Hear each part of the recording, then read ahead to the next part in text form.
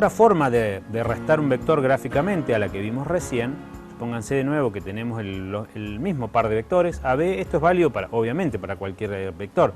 Otra forma de restarlo, que no es trasladar el vector trazar un vector desde el final de B hacia A, sino otra forma de hacerlo es decir, bueno, si queremos restar A menos B, eso es lo mismo que decir A más el negativo del vector B, o sea, menos B.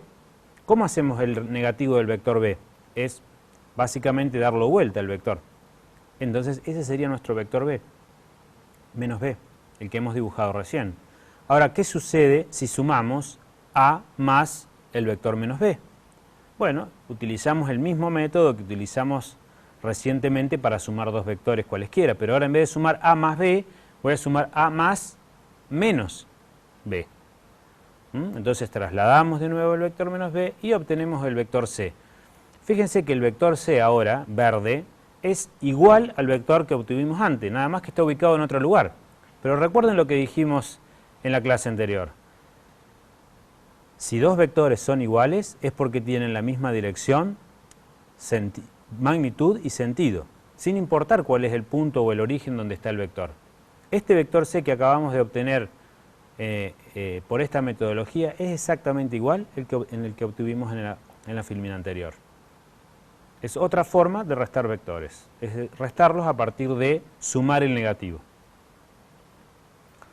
Entonces, otra propiedad que tienen los vectores, como tienen los números, nosotros podemos sumar 2 más 3 o 3 más 2 y sabemos que es lo mismo. Bueno, los vectores podemos hacer lo mismo.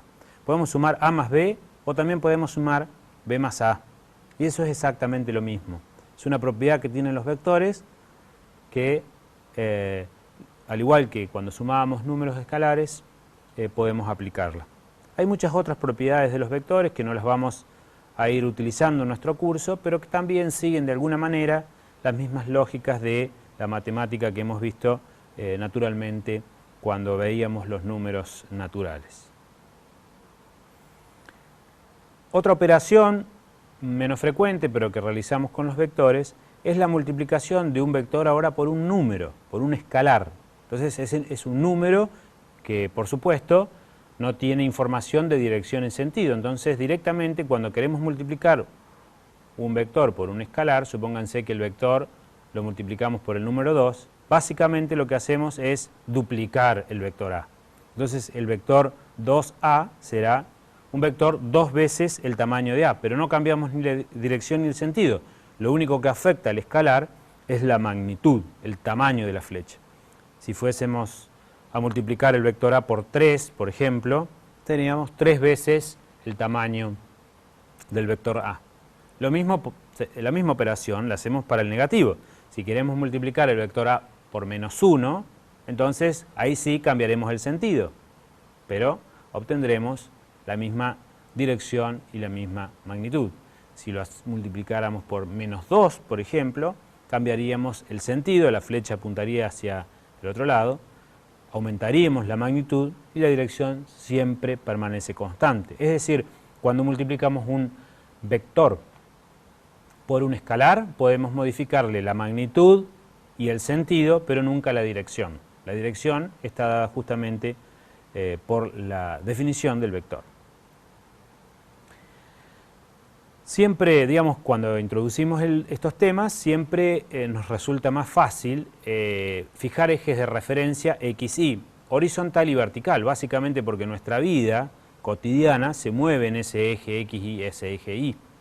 O sea, nuestra vida la vemos siempre en un eje horizontal, porque en lo que vemos aquí, en nuestro espacio alrededor, vemos el piso horizontal, vemos el cielo hacia arriba, vertical, y ese intuitivamente es los ejes que utilizamos para dibujar y para todo, ¿no? No hacemos, por ejemplo, un edificio o una casa con planos inclinados, sería raro, ¿no?, tener una casa, pero la podríamos hacer. Pero en realidad, muchas veces en la naturaleza observamos fenómenos que están en planos inclinados y ocurren en planos que no son necesariamente ejes perpendiculares y ejes horizontales y verticales. Y muchas veces aparecen vectores también ahí. Por ejemplo, para decir un ejemplo, estamos subiendo una montaña, caminando, o en bicicleta, y efectivamente estamos en un plano que no es horizontal, hay un plano inclinado y hay vectores, y esos vectores no están aplicados solamente al plano perpendicular, muchas veces están en otro plano. Entonces, digo, para empezar a ver esto de los vectores, que no están siempre en planos x, y, tenemos que siempre tener en cuenta que un vector lo podemos descomponer en distintos planos. Si tenemos un plano inclinado como el que tenemos dibujado aquí, tenemos un vector b, tenemos una componente x, una componente y de ese vector que hemos dibujado y que no es el plano vertical y horizontal, son otros. Lo importante es que siempre elijamos planos que sean perpendiculares entre sí, ejes de referencia que sean perpendiculares entre sí. ¿Por qué será eso? Que necesitamos planos o ejes de referencia que sean perpendiculares. Y bueno, es simple, volvemos a la primera parte del curso. Necesitamos siempre dibujar triángulos rectángulos. Y para dibujar triángulos rectángulos y hacer uso de la trigonometría, necesitamos definir ejes perpendiculares. Es la forma más sencilla de hacer nuestras operaciones matemáticas.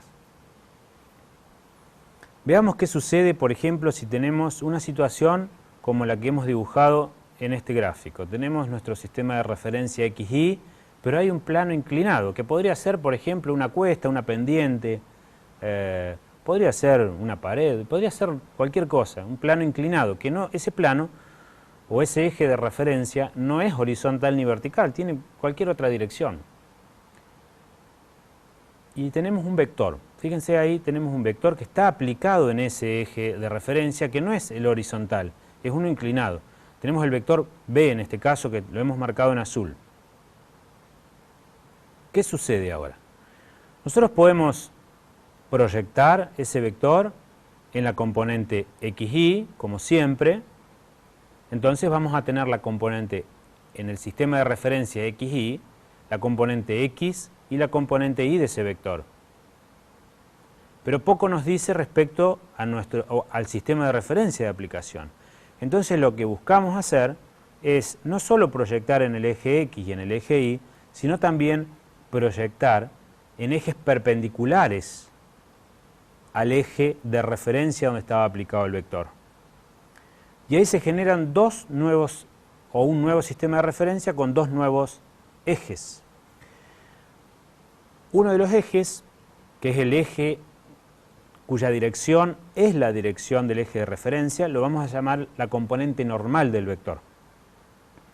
Y el eje perpendicular a ese eje normal lo vamos a llamar la componente tangencial del vector, que es la vertical ahora, pero del eje de referencia de aplicación del vector.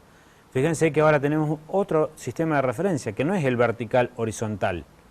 Vertical horizontal para un observador que está mirando el eje X y el eje Y. Es vertical y horizontal para un observador ahora que está parado sobre el sistema de referencia o el plano ese inclinado.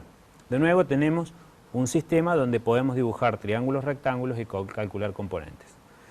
Entonces, por ejemplo, podemos querer calcular la componente XY del vector B, pero también podemos querer calcular la componente normal y la componente tangencial del vector B, que no es la componente X y la componente Y. Entonces vamos a tener que hacer distintas operaciones siempre teniendo en cuenta cuál es el triángulo rectángulo. Con esto finalizamos entonces la primera parte de la unidad 1, que está referenciada a lo que son las operaciones, qué son los vectores, cómo podemos operar y cómo podemos calcular sus componentes, cómo podemos sumarlos, restarlos. Y en las próximas unidades vamos a seguir con la temática de estática, pero vamos a introducir sentido físico a estas variables.